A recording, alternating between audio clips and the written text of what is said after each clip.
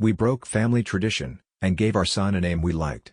Now, my in-laws refuse to meet him. Throwaway because I have in-laws on Reddit. Myself 25F and my fiancée 27M have a 2-month-old son. We are overjoyed at being parents, but most of my in-laws are refusing to even see our baby because of a decision we made concerning his name. My in-laws have a tradition of giving the firstborn son of every generation the same name.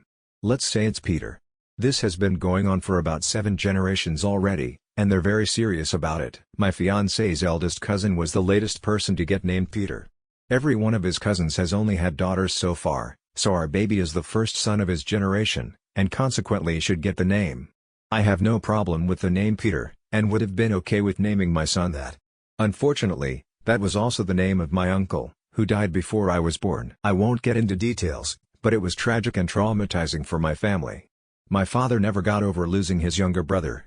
My grandmother asked the family not to name any of our future children Peter during her lifetime.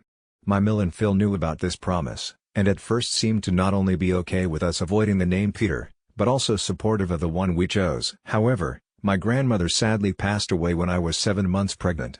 We traveled for her funeral. On our last days there, my in-laws called to offer me their condolences. Then my Mill asked me if I was willing to think about the name Peter now. Suddenly, they were insistent that the name we chose was awful and we had to honor their tradition. According to them, they had only agreed to make an exception for us for my grandmother's sake, and had no obligation to keep it now that she had passed. My family agrees that while it's true we don't have to avoid the name anymore, it still doesn't feel right to use it.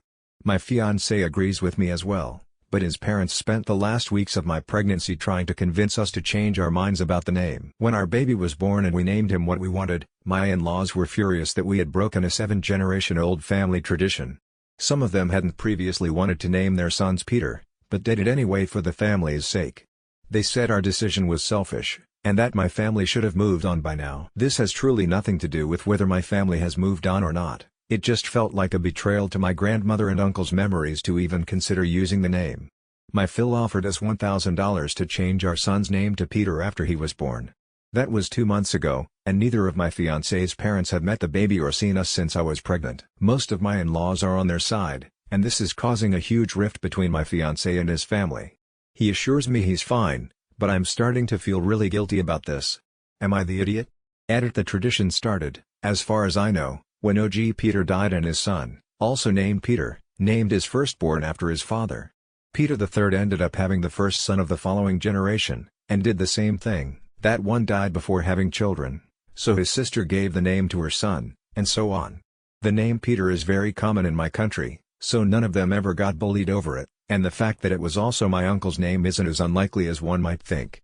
Also, middle names aren't used in my country. Most people get the maternal surname before the paternal one instead. It wasn't $1,000. Different country, different currency, it's still a lot of money, but would probably translate to about $200.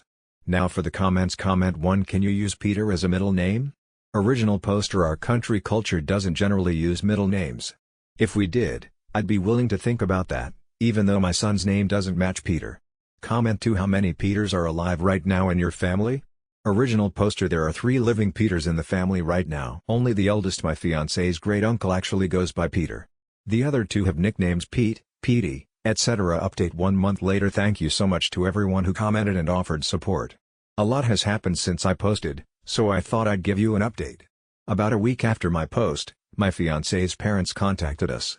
They apologized for their behavior, and begged to meet my son. They said they were ready to leave the naming debacle behind and truly wanted to be involved in their grandson's life. We were skeptical, but invited them over to meet the baby. The visit went well. They began coming over almost every day during the next 3 weeks.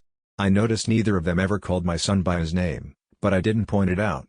For the first time in months, things seemed good between my fiancé and his parents. One day, my fiancé was helping my Phil with something at our place, so my Mill and I went to the park with my baby. Sometime later, I had to go to the bathroom, so I left him in the stroller with her. When I got back, she was sitting on a park bench, chatting with a woman who was cooing over my son. I went over there and introduced myself as son's name's mom, and she said, "I thought his name was Peter." I didn't say a word, and neither did my Mill. She followed me to the car and we went back to my apartment. On the way there, I texted my fiancé about what had happened. The moment we got there, he kicked both his parents out of our place. He'd read my texts and confronted his father. Thankfully, my Phil is a terrible liar, and confessed immediately. Apparently, both my in-laws only call my son Peter. That includes whenever they're talking about him, every time they introduce him to someone else, and even baby talking to him on the few occasions they were left alone with him. Neither of them are embarrassed by this, and they both think they're in the right. We're heartbroken. Especially my fiancé. Not only because his parents can't let go of their pride, but also because the name we chose for our son means a lot to us both. I blame myself for encouraging my fiancé to allow them near our son. I was raised in a different city than all my grandparents, and always wished they could have been more involved in my life. Losing my grandmother didn't help. Pretty much every doubt I had only existed because I thought it would be important for my son to grow up with all of his grandparents around. But now, all my guilt is gone. If they can't respect my son enough to call him by his name, they don't deserve to be in his life. I hope they enjoyed the 3 weeks they had with their grandson. Because that's all they're getting until they get their heads out of their asses. Edit. I thought I'd clarify some things. First of all, I'm not comfortable sharing my son's name here, but I promise it's not a unique name or anything like that. It's perfectly normal and popular-ish in our country. Secondly, I mentioned this in the comments, but while my family didn't try to dictate me on my son's name, they would never be comfortable with it. My uncle Peter passed almost 3 decades ago, but it forever changed everyone who knew him. My grandmother's wish might seem a bit irrational, but it was motivated entirely by grief, and it didn't seem right to disrespect that just because she's not around anymore. And to whoever private messaged me that my fiancé's only on my side to keep the peace, he didn't want to use the name either. Months before I got pregnant, he told me he hoped one of his cousins would have a son before we did, because he always hated the tradition and sympathized with my family. He's just as angry at his parents as I am, if not more. Also, most of his cousins and some other relatives have come around and apologized. Now for the comments. Comment 1: Are they this unhinged in other areas of your life too? Original poster. According to my fiancé, they've always been a little entitled, but I never really saw them enough to be able to say that. I will say that, though they were polite, they very clearly didn't care about me until we moved in together. My Mill pretended not to remember my name every time she saw me, and my Phil would lose interest in any conversations that weren't about him. Once it was clear me and my fiancé were in for long term, they started acting a lot more friendly towards me, but it never seemed sincere. Comment 2: Have other family members come around yet? Original poster. Most of my fiancé's cousins have come around, and his brother was always on our side. His grandmother and some of his aunts and uncles are with us too. His grandfather divorced from his grandmother. 2 out of 3 living Peter's the 2 oldest, and pretty much everyone else are either still mad at us or haven't reached out to talk about it yet. My entire family is on my side. They promised not to interfere in the naming process, but are relieved we didn't name him Peter. Update 2: My son is now 5 months old, almost 6. We're still antsy with my fiancé's parents, who haven't seen us since May. We've both blocked them everywhere. His relatives who were on our side still are, and most of the ones who weren't haven't come around. If anything, they're even more pissed now. I remember someone suggesting that my fiancé's family might stop using the name after we decided not to. Well, you were right. Last week, one of my fiancé's cousins announced she was pregnant with a boy. She included her baby's name in the announcement, and it's not Peter. What followed was a string of aggressive Instagram DMs from both Mill and Phil. They both created accounts for the sole purpose of contacting me. I didn't see them until 2 days later. They sent me almost an hour worth of voice messages about how I'd ruined their family. They wish their son had never met me, that he'd see me for who I truly am, and that I'd never gotten pregnant. Many of the messages ended with "I hope you're happy now," as if they thought they were getting the last word, only to think of something else they wanted to say. There was name-calling, an accusation of me cheating, and the persistent refusal to refer to my son as their grandchild. My fiancé and I listened to the messages together. He hadn't gotten any.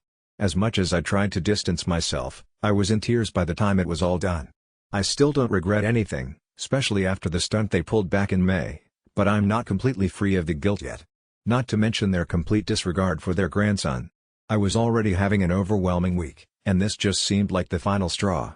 I must have spent close to an hour sobbing in my fiancé's arms. Once I was calmer, he unblocked his parents just to scream at them for a while. I only heard his side of the conversation, but it was more than enough. He finished the call by saying he didn't want to hear from them again. We had a long talk afterwards. My fiancé opened up about the emotional blackmail by his family before and after my pregnancy. My in-laws were close to threatening him with anything they could if we didn't name our son Peter. I told him about my guilt, and how awful I feel for putting him through this. We reassured each other, cried a bit more, and had a mostly pleasant evening with our baby. We contacted his cousin. The family is giving her shit for breaking the tradition again. They're being way less aggressive though, and I think many of my in-laws are finally learning to let go. We're not expecting any apologies anytime soon, but we'll be glad if they come. Our wedding will be in September 2024, and whoever doesn't give us a sincere apology until then is uninvited. My fiance's parents are banned either way. We came to the decision together. Also, I'd like to address some comments on my previous update about how I was letting my family's trauma win, or how the name wouldn't be hurtful now that my grandmother has passed. I can't stress enough the damage my uncle's death caused. He was only 30 years old. He had a fiancée, a great career and his whole life ahead of him. I don't know many details about what happened, because I didn't want to upset my family by asking. My grandmother wasn't the only person hurt by this, my entire paternal family was. And if I remember correctly, the person responsible isn't even in jail anymore. It was more than 20 years ago, but the wound never truly closed. So yeah, I think it's safe to say the tradition is over. The next Not Peter will be here in January, right before my son's first birthday. It was never my intention for this to turn into such a shitstorm, but I'm so incredibly proud of my little family. Thank you so much to everyone who shared their stories and offered advice during these last few months. I'll be forever grateful for all the support I got from you all. Update 3. Hey everyone, it's been a while. I hope you guys had a great Mother's Day. I remember that last year, I promised myself I'd write a final update as soon as I felt calmer or felt the situation was closer to being solved. That actually happened months ago, but I've been busy lately. Following my previous update, my fiancé's side of the family remained upset about the tradition being over for a few more months. They were way less intense about it, especially with the pregnant cousin I mentioned, but it was still evident. That cousin's not Peter. Almost a year later, I still can't think of a better term, was born in January. Our son turned 1 the next month. I think the fact that these two things happened so close together helped many of my in-laws let go of the tradition. We got a few apologies we weren't expecting. Some of them were sincere enough that we slowly started re-establishing contact. My fiancé's parents were not among those who apologized. We haven't spoken to either of them since last July. From what I've heard from some of his other relatives, however, Mill seems regretful. She has told some of them that she wishes she could be part of her grandson's life, and wonders if making his name a hill to die on was a bad decision. Phil, from what I gather, barely acknowledges my baby exists. My fiancé knows about how his mother feels, but he says he doesn't care. And even if we did get an apology, I don't think either of us can forgive his parents. As much as we're mostly okay now, it sometimes feels like their treatment of our family ruined the first few months of our baby's life. I know that's not actually true, but I don't want them around my child. Besides all that, things have been great. My son is 15 months old now, which I don't think I'll ever really get used to. He recently started drawing and has been expanding his vocabulary. He said mama first, by the way. My fiancé and I are still getting married in September. We're thinking about moving abroad in a couple years for work reasons, but we're not sure yet. We also recently got a dog. Sadly, we didn't name him Peter. This will be my final update. Whatever guilt I had about this situation a year ago is completely gone, and my life has been peaceful enough that it feels safe to say the shit show is over. Hugo, if you ever find this, you are the most fantastic thing that has ever happened to us. Thank you for letting me be your mom. Thank you, Reddit, for all the love, advice and support you've given me this past year. Now for the comments. Comment 1. Whilst this may be your final update on the naming sage, you said you were getting married in September 2024 and Mill and Phil aren't going to be invited. Original poster. I really do think this is over. My fiancé's parents don't know when or where we're getting married, so I'm not worried about them showing up. They haven't reached out to us in months, and we have no interest in contacting them. Comment 2. Should have named the dog Peter, and giggled every time you called it. Original poster. If it wasn't also my late uncle's name, I'd definitely consider it. Ha ha ha.